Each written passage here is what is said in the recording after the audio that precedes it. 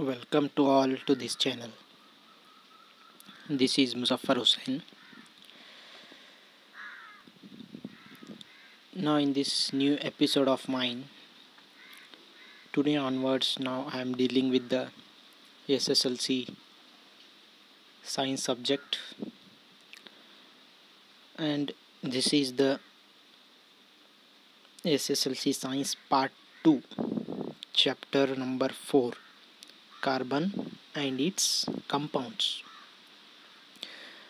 Before going to this chapter, if you have new to this channel, please subscribe this channel and click the bell icon.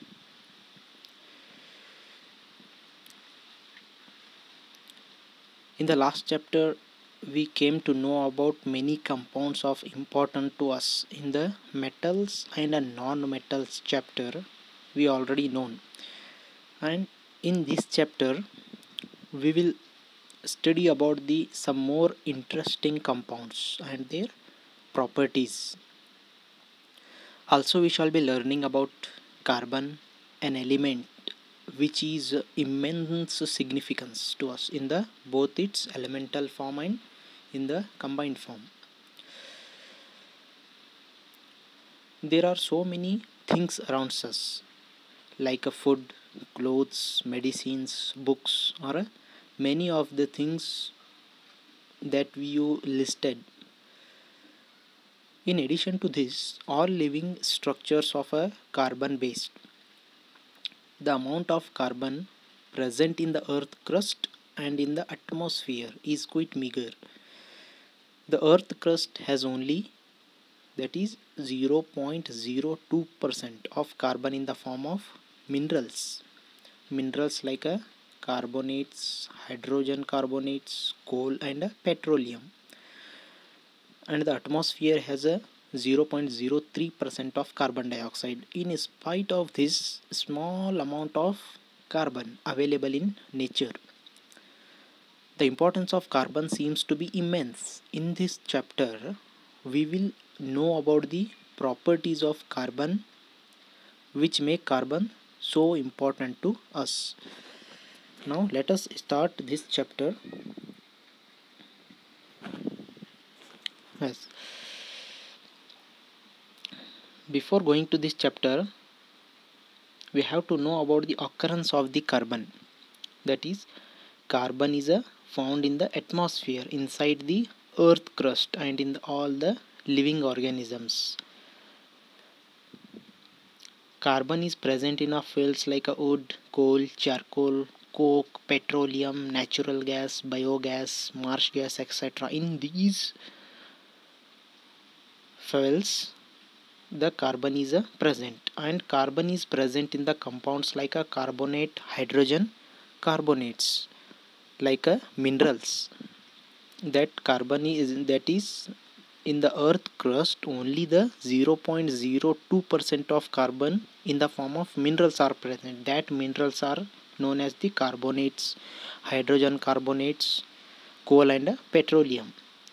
And carbon is found in the free state as a diamond, graphite, and fluorines. That carbon is also found in the presence of a free state as a diamond, graphite, and fluorines, etc. as you are seeing in these pictures. Now, bonding in a carbon covalent bond. In this chapter, we have studied the properties in the previous chapter in the metals and non-metals. We already studied about the properties of ionic compounds. We saw the ionic compounds have a high melting and boiling points,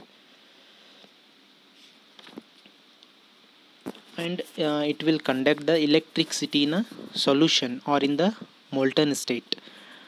We also saw how the nature of a bonding in ionic compounds explains these properties. Let us now study the properties of some carbon compounds. The atomic number of the carbon is here 6, and its electronic configuration or electronic arrangement is a 2, 4. That is, Atomic number of carbon is 6, 1s2, 2s2, 2p4, 2 and 4. It has a 4 valence electrons. It can attain a stability by gaining 4 electrons, losing 4 electrons, or sharing 4 electrons with the other atoms.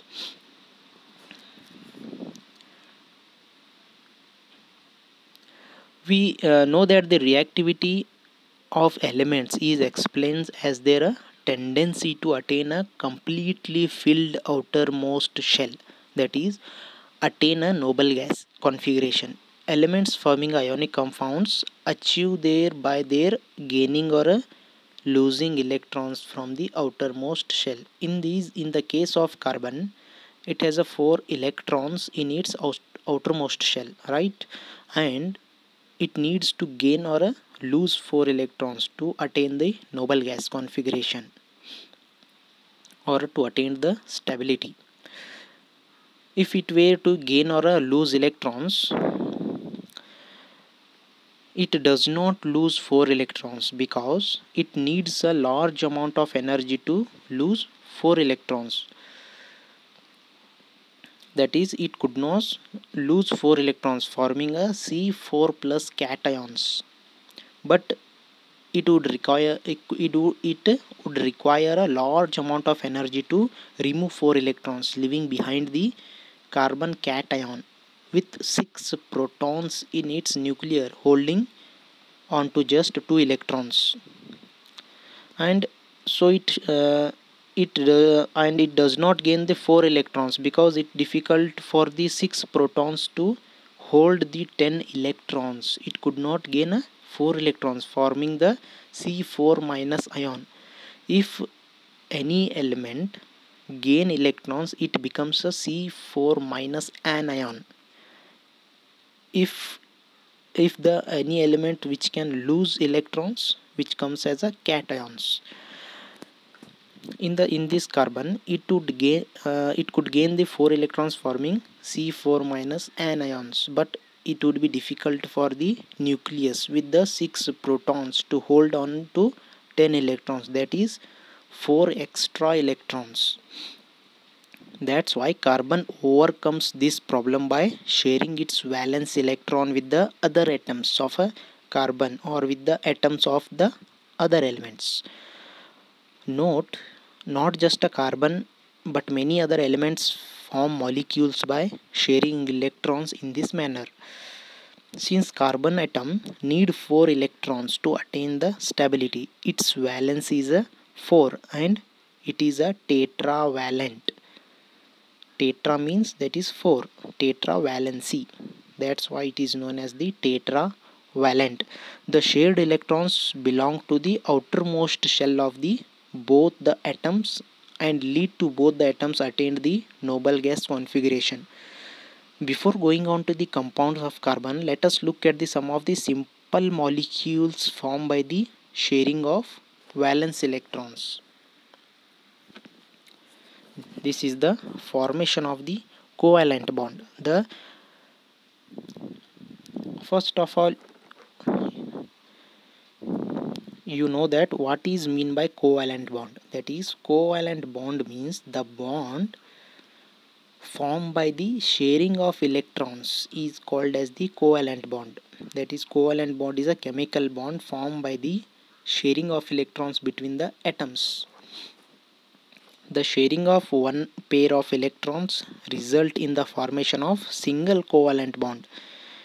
Sharing of two pairs of electrons resulting in the formation of double covalent bond, and sharing of three pairs of electrons result in the formation of triple covalent bond. The simplest molecule formed in this manner is that of a hydrogen here. First of all, the formation of a single covalent bond in a hydrogen molecule. As you have learnt earlier that the atomic number of hydrogen is 1. Hence, hydrogen has a 1 electron in its K shell and it requires a 1 more electron to fill the K shell. So, two hydrogen atoms share their electrons to form a molecule of hydrogen, H2.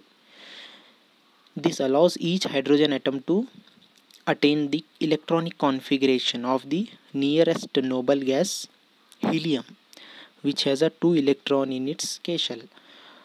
We can depict this using dots or a crosses to represent valence electron. The shared pair of electrons is said to be constitute a single covalent bond between the two hydrogen atoms.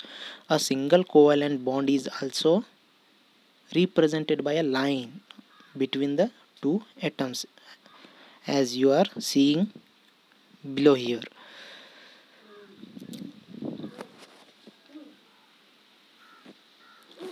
Now the formation of a double covalent bond in an oxygen molecule. In this case of oxygen, we see the formation of a double bond between two oxygen atoms. This is because an atom of oxygen has a 6 electron in its L shell. The atomic number of oxygen is how much? That is 8. And it requires 2 more electrons to complete its octet to attain the noble gas. Right? So each atom of oxygen shares 2 electrons with another atom of oxygen to give us the structure that is showing in this picture. The 2 electrons contributes by each oxygen atom give rise to 2 shared pair of electrons. This is said to be constitute a double bond between the 2 atoms. Now in the formation of triple covalent bond in a nitrogen molecule, what would happen in this case of diatomic molecule of nitrogen? Nitrogen has the atomic number that is 7. What would be its electronic configuration and its combining capacity? In order to attain an octet, each nitrogen atom in a molecule of nitrogen contributes 3 electrons, give rise to 3 shared pair of electrons. This is said to constitute a triple bond between the two atoms. The electron dot structure of N2 and its triple bond can be depicted as shown in this figure.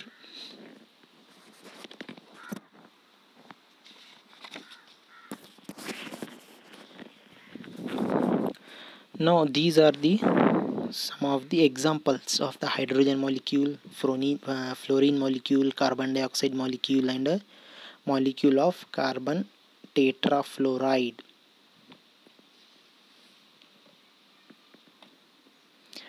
How the hydrogen atoms forms the hydrogen molecule and two fluorine atoms forms the fluorine molecules by sharing the pair of electrons.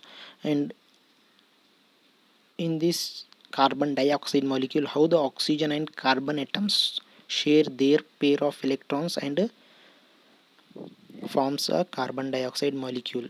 Like this, fluorine atoms and carbon atoms share their pair of valence electrons and forms a molecule of carbon tetrafluoride.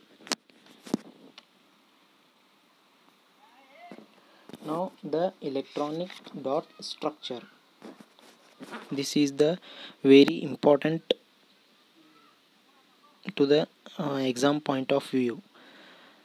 The electronic dot structure of the methane molecule. How the carbon and hydrogen molecule share their pair of electrons and forms the methane molecule.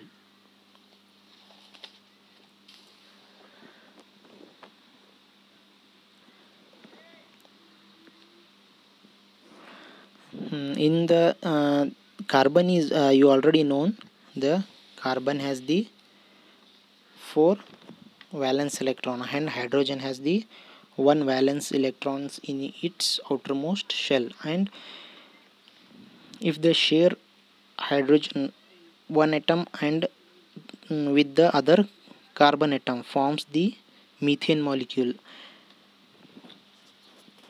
and also it would form the ethane molecules also, that is C2H6. There are 2 molecules of carbon and 6 molecules of hydrogens are there.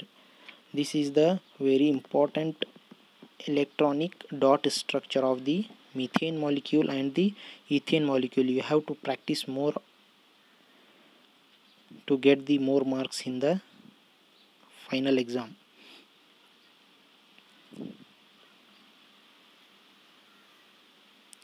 Now, the formation of a very large number of carbon compounds.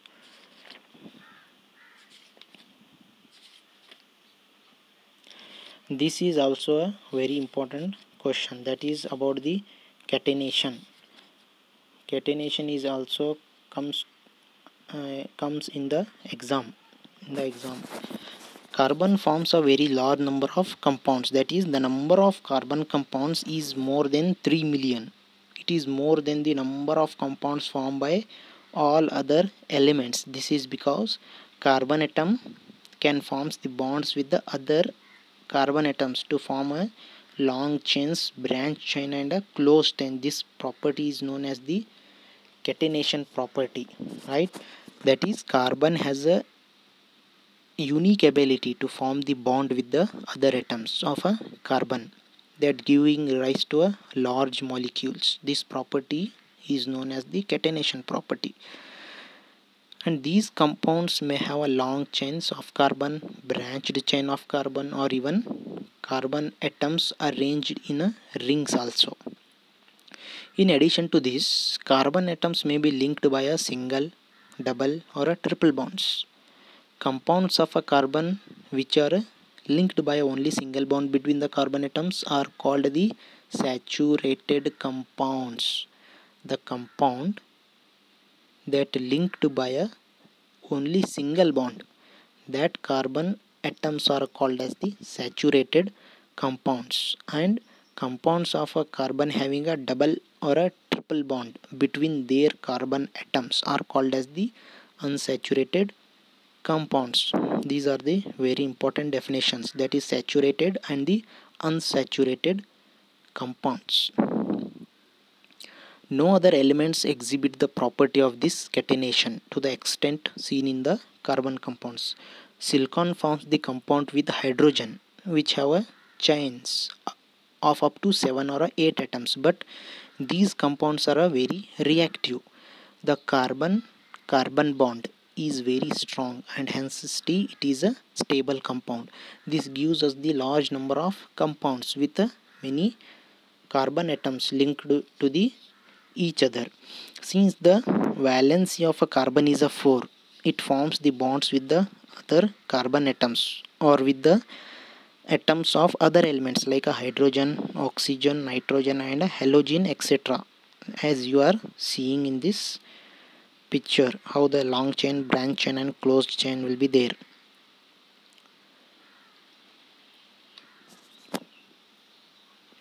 Now the hydrocarbons, saturated and unsaturated hydrocarbons. Hydrocarbons, what is mean by hydrocarbon means? Hydrocarbons are the compounds containing carbon and hydrogen atoms.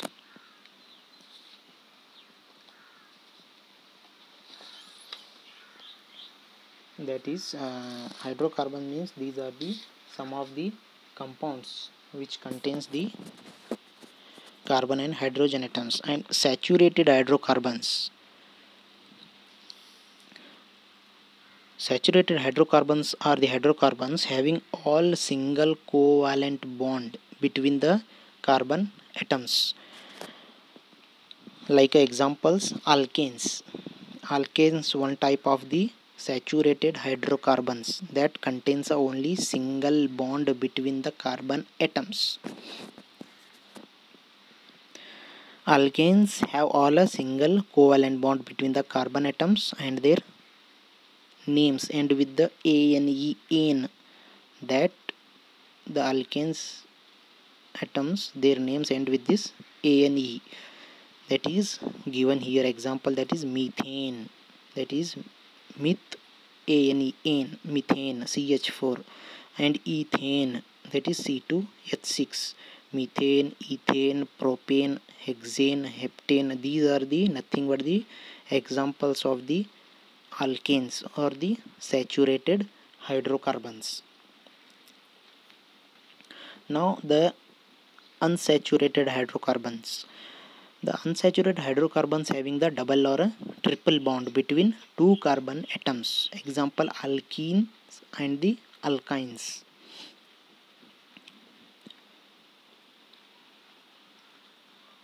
That is, alkenes are nothing but these are the unsaturated hydrocarbons with the general formula CnH2n. And in the previous, that is alkanes are the saturated hydrocarbons with a general formula CnH2n plus 2. This is the general formula of the alkane, and the general formula of the alkenes are CnH2n. This is the unsaturated hydrocarbon. These alkenes have a double covalent bond between two carbon atoms, and their names end with the ene, E-N-E, that is ethene, propene. These names end with the E-N-E. Ethene, propene, pentene, hexene, heptene. These are nothing but the examples of the alkenes that end with the E-N-E.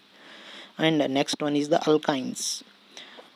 Alkynes are nothing but these are also unsaturated hydrocarbons with the general formula CnH2n minus 2. CnH2n minus 2 that have a triple covalent bond between the two carbon atoms, and their names end with the YnE. Examples are ethine, propyne, pentine, hexane, heptine. These are the nothing but the examples of the alkynes that names end with the YnE. You have to know all the general formulas of the alkanes, alkenes and the alkynes. The general formula of the alkanes are CnH2n plus 2, and the general formula of the alkenes are CnH2n. The general formula of the alkynes are CnH2n minus 2. These are the general formula of the alkanes, alkenes and the alkynes. Now the next one is the isomerism. Isomerism is also a important concept in this chapter. Isomerism is the carbon compounds having the same molecular formula but the different structural formula are called as the isomers, and this property is known as the isomerism. That is example as a butane. Butane, the formula is a C4H10, has a two isomers. They are a normal butane and the isobutane. The butane contains the 4 carbon atoms, that is C4, and 10 hydrogen atoms. And in the isobutane, these are nothing but there are a normal butane and the isobutane.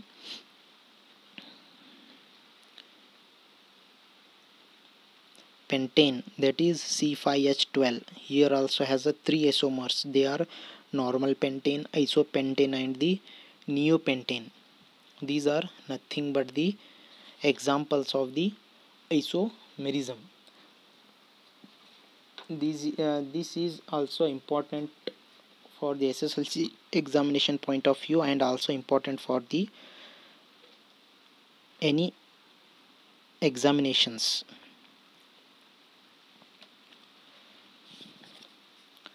In the next concept, in the next episode of mine, I will deal with the homologous series and the nomenclature of carbon compounds, and there are